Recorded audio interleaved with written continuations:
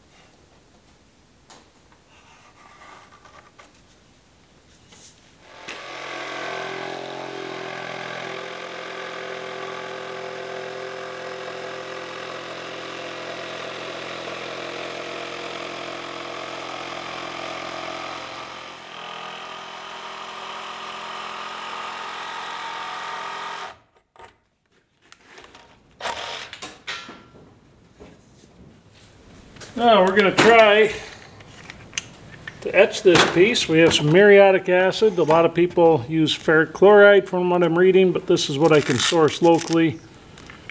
Not super excited about this stuff. I used to use this in redoing chainsaw cylinders. And get the aluminum off. So I think we're going to want to put our distilled water in first.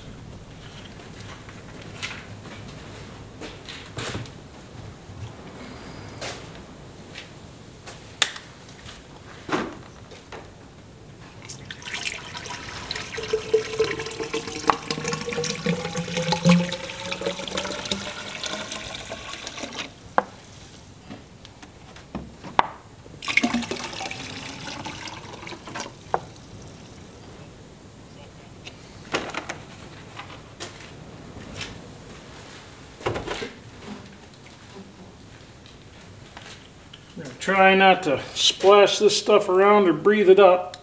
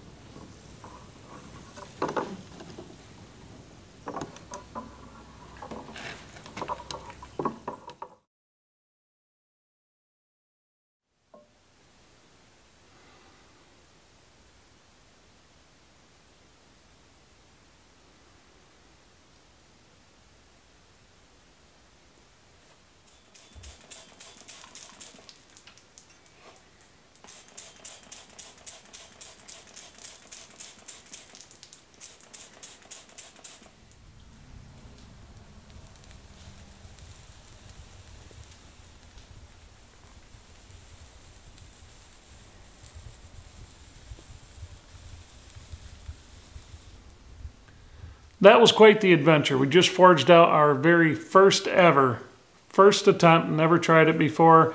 Watch a few YouTube videos, consider yourself almost an expert, I suppose. Damascus steel. So we just did a random pattern. I don't know if you can really see, it's hard with the lighting, it just kind of reflects. I did get you a good close-up shot of it. I did a 384 layer random pattern Damascus first attempt. We made it out of 1080 steel and 15 N20, and I'm very happy with the results. So this is, I mentioned a couple of years ago I wanted to try to make some draw knives with a with scales on them like a knife. Pardon me, I'm exhausted. It's been a long day.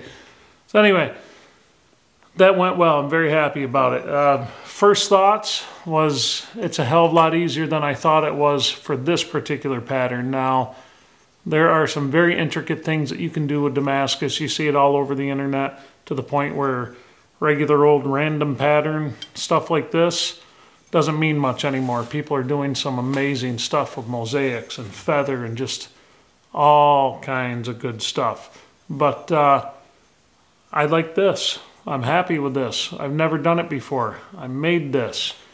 So we quite a few passes of forge welding. That was a good test of our ribbon burner forge. It's the first time I've really attempted forge welding in that forge, and I can tell you the green patch that we used to coat the refractory blanket and everything, that actually started melting. It got so hot, and that stuff is rated for some really, really high temperatures. But the forge held up all right to it. Not a big deal. Did get a little bit of flux in the bottom of the forge. We'll pop that out of there. But overall, very happy with it. We're happy. It was a good chance to test the forge press for this process. Good chance to test the forge. Good chance to test all of our processes. Everything came together. I had no cold shuts. I had no... Actually, it's about as perfect of a billet as a guy could get for his first attempt. And that doesn't mean the second attempt's going to go as easy, but I do have a whole nother piece of this stuff about the same length. That's enough material for another draw knife.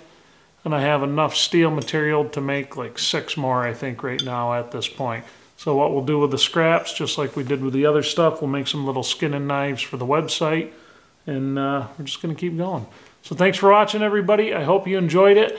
And remember, if this is something you're looking to try out and you want to try out, this is not a tutorial, but all the steps are in there. And I didn't talk a lot through it because I was feeling my way through it as I went anyway. I don't talk a lot and I don't explain a lot when I'm learning something. So like I said before, a lot of times on this channel, I'm learning in front of you a lot. So you guys are seeing me when I'm brand new at something, and you're getting to see the results. You don't get to see that a lot. A lot of us here on YouTube would have you think that we're experts right out of the box. That certainly is not the case with me. So anyway, hope you enjoyed it, everybody, and I'll catch you on the next one.